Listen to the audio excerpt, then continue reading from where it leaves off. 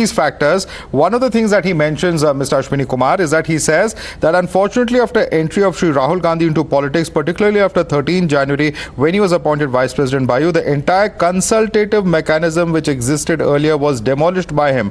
All senior and experienced leaders were sidelined. New coterie of inexperienced sycophants started running the affairs of the party. He also refers to the tearing up of the government audience in the full glare of the media, calling it a glaring example of immaturity, also saying this childish behavior completely subverted the authority of the Prime Minister and the Government of India. Now, many would question that all this may be true, but why is Mr. Azad speaking up now when this incident happened a good 8 years ago? Well, I've already told you that in my opening statement, if you care to listen to it. I said there comes a tipping point. His tipping point came now. There were a series of things that people were concerned about, but out of respect for Sonia ji, out of respect for the situation in which the party was, out of respect for several other factors, people kept quiet. That does not mean that they can't open up their mouth at any point of time. I did it 5 months ago, Mr. Azad has done now, some will do it afterwards, some have done before us. So it's a question of when a person takes the call, and that's a function of each person's judgment. So I don't think you have to make an issue out of that.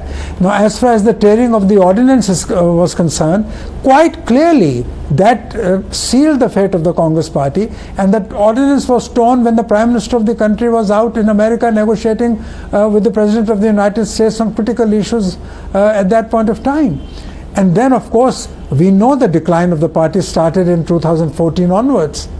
Who was at the helm of affairs at that time? We all know that. Right. And we know that although Srimati Sonia Gandhi, who is a very astute and a very experienced leader, who is the president of the party, and she has had rendered great service to the country and to the Congress party, but now we know that the imprint of her judgment is not felt on the critical decisions which are being taken by the party. We know that.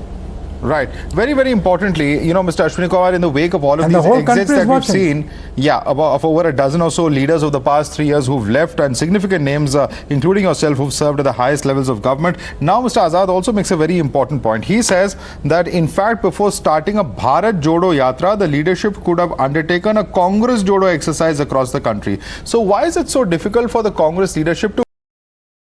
There are, of course, problems that have been pinpointed by Mr. Azad, but is this a conscious effort? Because the G23 has pointed these issues out several times. They've said so in public, they've said so in private. Some of the leaders have been accommodated in different roles. But why is it that the message that the G23 set out to actually send out, why has that not been heard? Why has the party not been able to incorporate that?